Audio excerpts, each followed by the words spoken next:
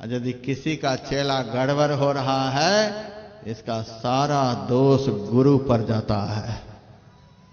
वह गुरु नरकगामी होता है जो अपने चेला को नारकी बना दिया है।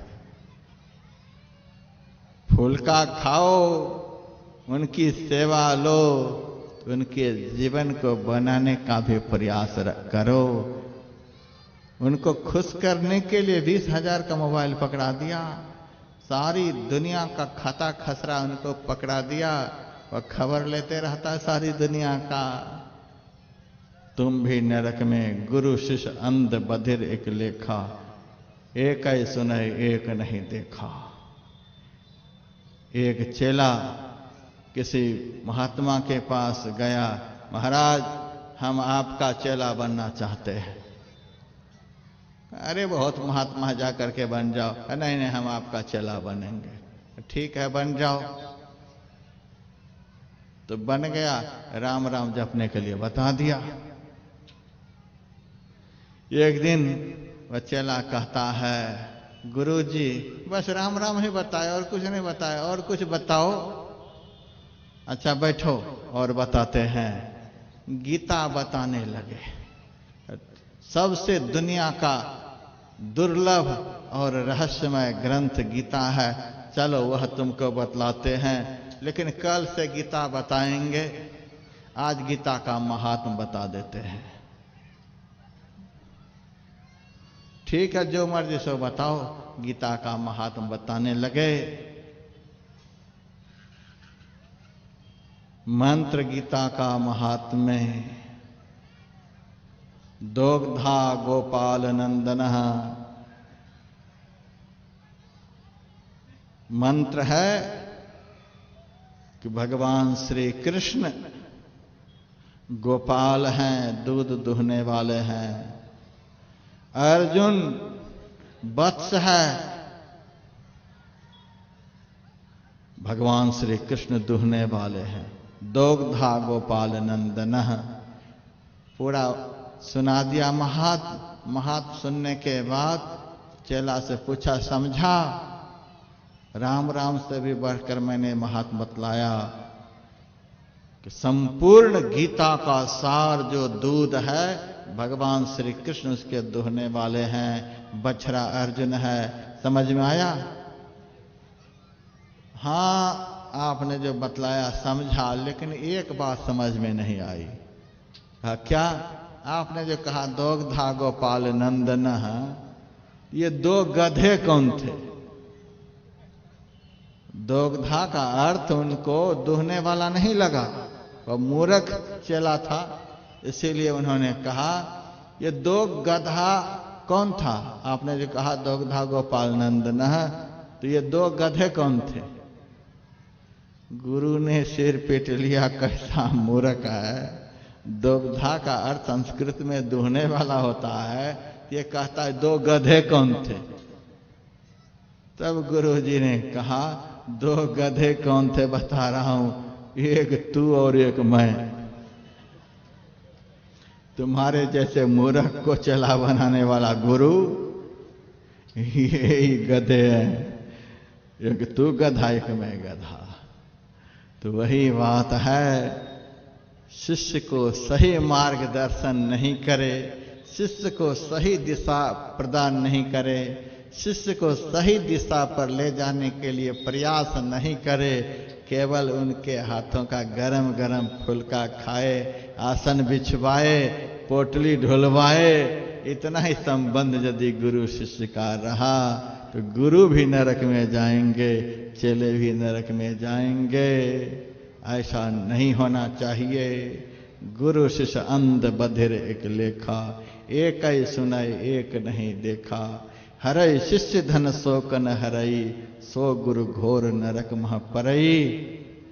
तो ब्रह्मचारी को एक आसन से 2 घंटे बैठने का अभ्यास होना चाहिए, नहीं तो वह ब्रह्मचारी 20,000 के मोबाइल लेकर के गलियों में घूमता रहेगा, और गलियों में घूमने वाले ब्रह्मचारी को जो जो होना चाहिए समय पर वह सब भी होता रहेगा।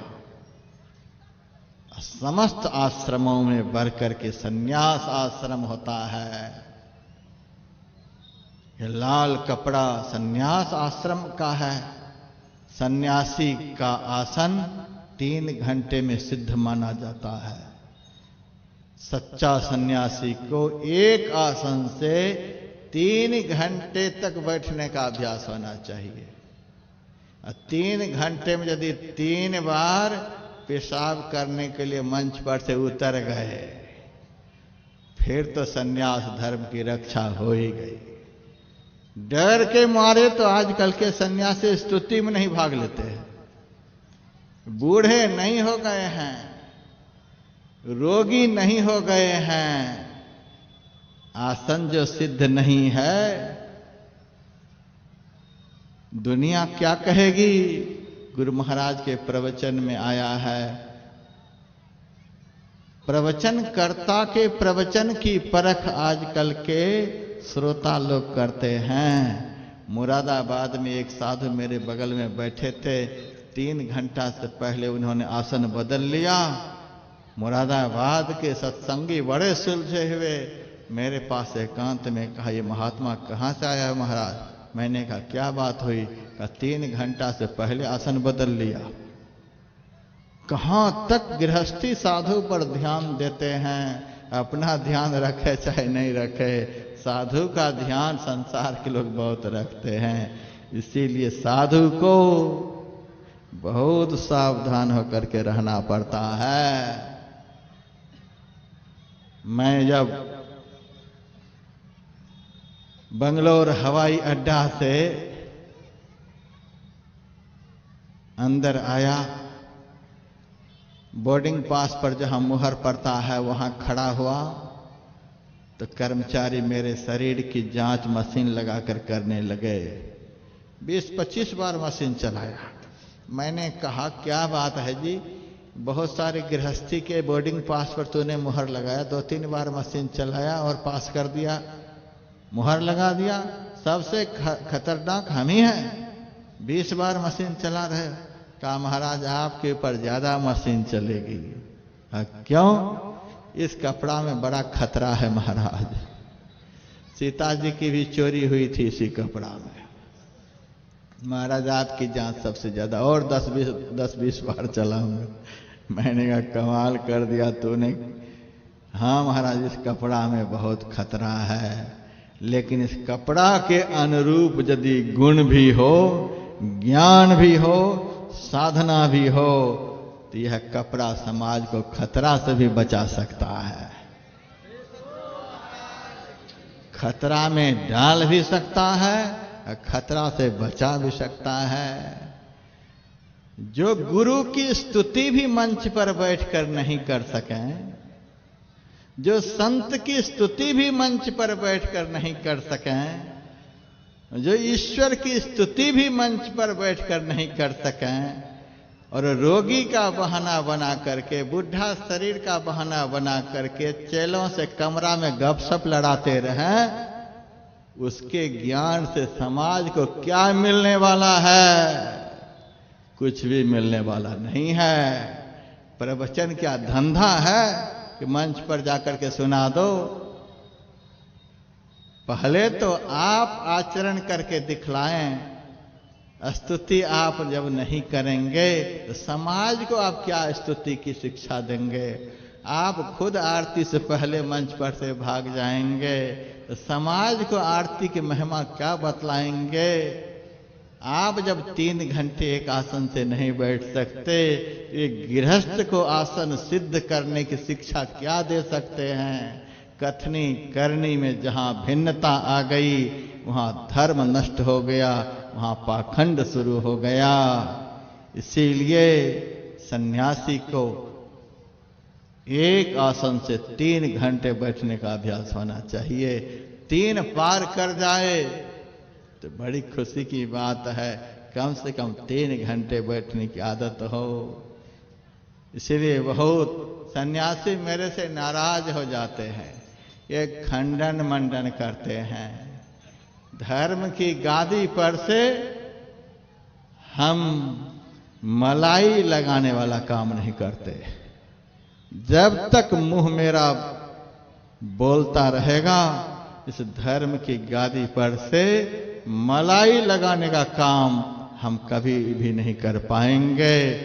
जब तक मुंह बोलेगा, सत्य सत्य बोलेगा, सार बात बोलेगा, संत ज्ञान के अनुकूल वचन बोलेगा, शास्त्र प्रमाण ज्ञान बोलेगा, नहीं तो मुंह बंद हो जाएगा।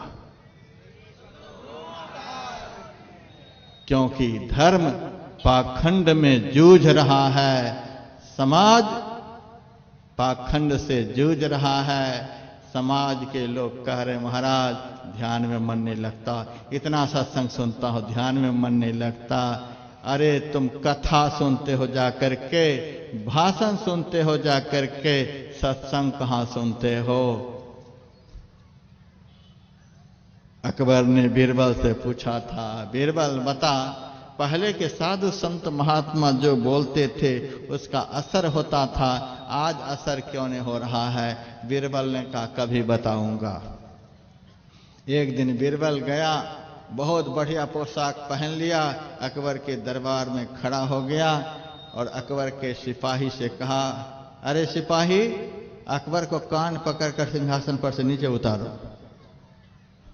सिपाही सोचता है आज बीरबल पागल तो नहीं हो गया है, बादशाह को कान पकड़ के उतारने के लिए कह रहा। अरे सुनता नहीं है, मैं बार बार कहता हूं कान पकड़ कर नीचे उतारो। कुछ नहीं बोलता, काठ की तरह खड़ा है। तब अकबर ने कहा, अरे बीरबल क्या हो गया तुमको, क्यों पागल की तरह बोल रहा है? अब पागल की तरह नहीं बोल रहा हूं, आपके प्रश्न का उत्तर दे रहा हूं। आपने मेरे से पूछा था पहले के साधु महात्मा लोग जो बोलते थे उसका असर होता था समाज पर, आज जो बोलते उसका असर क्यों नहीं होता है? बरसों से चल रहा है सत्संग का प्रचार, लोगों को बैठने के लिए नहीं आया। प्रवचन के समय भी नाचते रहते हैं कि बैठने के लिए भी नहीं सीख पाया समाज कि सत्संग की बात को कितनी एकाग्रता से सुनी जाती है। चावल की तरह पंडाल में लोग उबलते रहते हैं। यह तो गुरु की कृपा है जो हजारों लोग देखिए पंडाल में किस तरह से बैठे हैं। पीछे मुड़ करके आप देखिए किस तरह से पंडाल में बैठा जाता है। यह भी एक पंडाल ही है। आप झांक करके देखिएगा बाकी पंडाल को भी किस तरह से खिचड़ी उबलती है। क्या बात है, जो खुद उबलेंगे वे समाज को शांत नहीं कर सकते। जो खुद आदि अंत सत्संग मंच पर नहीं बैठेंगे वे आदि अंत समाज को नहीं बिठा सकते। कारण कुछ जरूर है, कारण हमारे में है, ये नाचने वाले में कारण नहीं है, ये उठ बैठ करने वाले में कारण नहीं है। उपदेश करने वाले के अंदर दोष है, वही दोष दिखलाई पड़ता है सुनने वाले में। हम नहीं सिखा पाए इनको बैठने के लिए, हम नहीं बता पाए इनको बैठने के लिए, हम नहीं बता पाए ध्यान में कैसे दर्शन होता है। हम बढ़िया से संत मत के सिद्धांत समाज को नहीं समझा पाए, इसीलिए मैदान में यह दुर्गति, कोई उठते हैं कोई बैठते हैं। यहां तो नहीं के बराबर। बहुत ऑपरेशन हुआ है यहां पर, तब आज सर्जरी सक्सेस हुई है। बहुत ऑपरेशन होने पर फिर भी एकाध रोगी ऑपरेशन थिएटर से भाग ही रहे हैं। लेकिन आना जाना लगा रहेगा तो संभव है सर्जरी सक्सेस हो जाएगी। विश्वास है। अकबर ने कहा क्या बात है? बीरबल ने कहा आपके प्रश्न का उत्तर दे रहा हूं। आपने जो कहा था क्यों नहीं असर हो रहा है वही मैं बता रहा हूं। मैं ये सिपाही से कई एक बार कहा कान पकड़ कर नीचे उतारो, यह सुनता ही नहीं। लेकिन एक बार आप तो कहिए इसको कि बीरबल को गर्दन पर हाथ देकर दरबार से बाहर निकालो। ये दरबार से तो निकाल देगा, कहां तक हमको पहुंचा देगा पता नहीं। आपकी बात को तुरंत सुनेगा, हमारी बात को नहीं सुन रहा। क्या बात है, बात यही है कि हम बोल तो रहे हैं, लेकिन हमारे में अधिकार नहीं है कि मैं आपको कान पकड़कर नीचे उतरवा सकूं। हम अनाधिकार चेष्टा कर रहे हैं और आपको अधिकार है उतारने का। तो जिनको अधिकार हो जाता है वही समाज को उपदेश के द्वारा परिवर्तित कर सकता है, समाज को बदल सकता है। जिन्होंने खुद के जीवन को बदल लिया वही बदल सकता है। बिना अपने को बदले बगैर समाज को बदल नहीं सकता। मुझे जब रोना आता है, जब साधु स्तुति के समय कमरा में रहते हैं, गप लड़ाते रहते हैं, यहां क्षेत्र क्षर अपरा परा पर और अक्षर पार में ईश्वर की स्तुति, सब संतन की बड़ी बलिहारी संत की स्तुति, मंगल मूर्ति सतगुरु गुरु की स्तुति, प्रेम भक्ति गुरु दीजिए, गुरु से भक्ति की मांग। और गृहस्थ बैठ करके संत मत के नियमों का पालन कर रहा है।